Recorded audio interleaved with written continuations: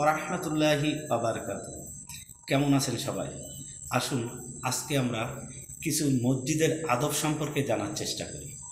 আমরা যখন মসজিদে আসি, আমরা আগে অজুখানায় যাই। অজুখানায় যে ওখানে অনেক সময় আপনারা জোরে হাত ঝাড়া মারেন। এই শীতের সময় ঠান্ডা পানি যে অন্য সিটে যে পড়ে, এই শীতের সময় আপনারা যেভাবে অজু করেন, আসলে এগুলো ঠিক না। মসজিদে যে অজু করবেন আদবের সঙ্গে, আপনি মুখে জোরে জোরে কেন পানি মারবেন বলেন? এতে নষ্ট হয়ে যায়, আপনার অন্য আরেকজনের মুসল্লির অনেক কষ্ট হয়ে যায়, সে কষ্ট পায়। এই শীতের সময় আপনি জোরে মসজিদে অজু করার সময় জোরে হাত ঝাড়া দেন, এগুলো করবেন না। অনেকে জোরে মুখে পানি মারে, এগুলো করবেন না।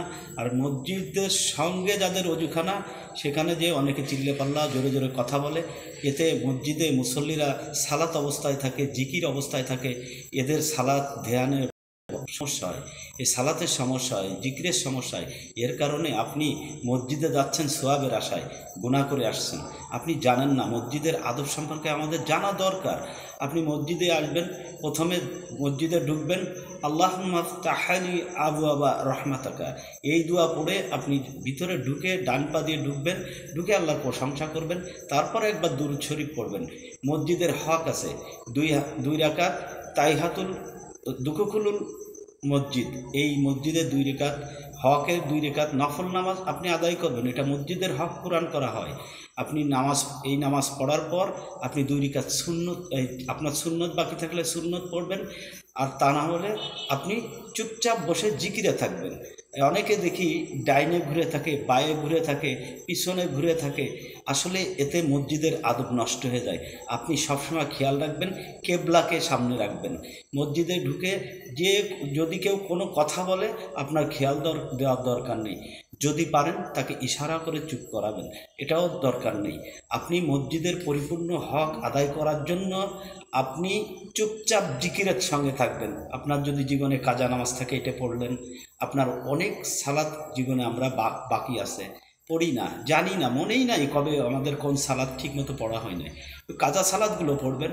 আর যেই ব্যক্তি, আল্লাহ রাসূল সাল্লাল্লাহু আলাইহি ওয়াসাল্লাম বলছেন, যেই ব্যক্তি মসজিদে সালাতের অপেক্ষায় বসে থাকলো, এই সালাত পড়ার সমপরিমাণ সওয়াব তার আমলনামায় লেখা হয়। সুবহানাল্লাহ বলেন। আমরা মসজিদে বুঝি না, জানি না, যে গল্প গুজব শুরু করে দিই। একজন পিছন দিকে ফিরে, একজন হেলান দিয়ে বসে, অনেকেই শুয়ে পড়ে, নাউজুবিল্লাহ। মসজিদ শোয়ার জায়গা নয়, মসজিদে ক্যাবলার দিকে পিছন ঘুরিয়ে বসার জায়গা নয়। আসলে আমাদেরকে বুঝতে হবে মসজিদের আদব সম্পর্কে। এখানে চিল্লাপাল্লা কথাবার্তা বলার কোনো প্রয়োজন নাই, কাউকে ইশারা করারও দরকার নেই। আপনার মসজিদে আসলে যত সব কথা মনে পড়ে, এগুলো আপনি মসজিদে বলবেন না। আপনার যদি কোনো কথা বলার থাকে, 2 রিকাত নফল সালাত আদায় করেন, সিজদায় যেয়ে আল্লাহকে বলেন, 2 হাত তুলে আল্লাহকে বলেন, আল্লাহ আমার এই সমস্যা।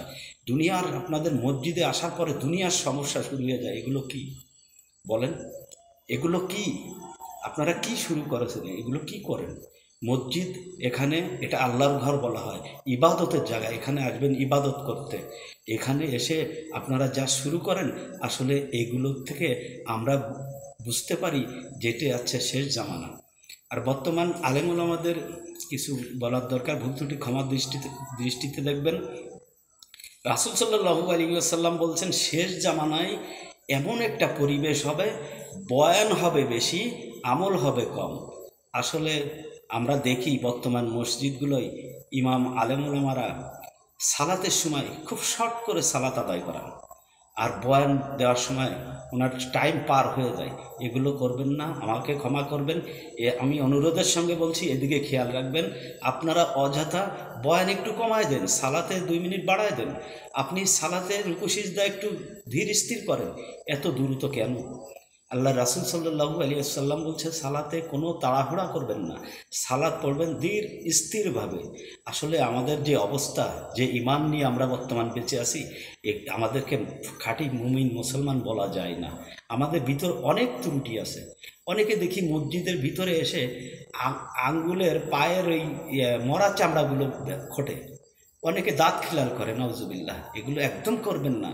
অনেকে নখ কাটে দাঁত দিয়ে, এগুলো সম্পূর্ণ মসজিদের আদব নষ্টের ভিতরে পড়ে। আমরা মসজিদে আসব এক ধ্যানে যে আমরা এখানে আল্লাহ আমাদের দেখছে, আমরা আল্লাহকে দেখতে না পারলেও আল্লাহ আমাদের দেখছে, আমরা কোথায় কি করছি। এজন্য আপনি মসজিদের আদবটা আমরা দেখে শুনে ঠিকভাবে চলব। সবাই ভালো থাকবেন, আমার ভুল ত্রুটি ক্ষমা করবেন। আমি আপনাদের জন্য দোয়া করি, আপনারাও আমার জন্য দোয়া করবেন। আসসালামু আলাইকুম ওয়া রাহমাতুল্লাহি ওয়া বারাকাতুহু।